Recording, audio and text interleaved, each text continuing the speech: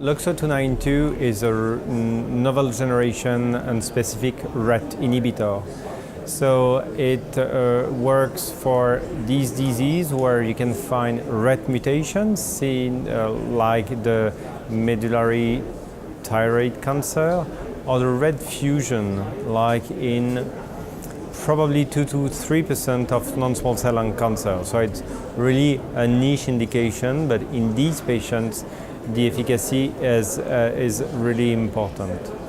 So the poster is not around the efficacy of the drug, it's already demonstrated. It's on the implication of a liquid biopsy to diagnose the mutation or the fusion and to follow the patient during the treatment. So the first part is for the diagnostic test, because having a RET mutation or a RET fusion in the tumor might be difficult in some center, and liquid biopsy is a very easy tool. So they use the Guardian 360 test, and they look at untreated patients, so just before LOXO, so the patient could receive chemotherapy, but the disease was progressive and just before LOXO.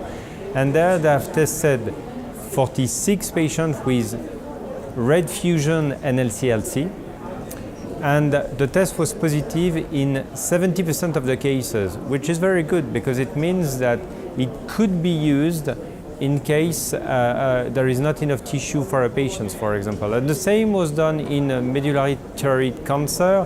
They tested 28 patients and 68 patients were positive.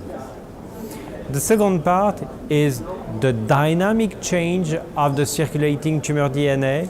And when you start a very potent drug like LOXO292, do you have a clearance of the molecular abnormality in the blood? And in half of the patients, they see a clearance, so the mutation or the fusion on RET is no longer in the blood after 15 days, and this is correlated to activity.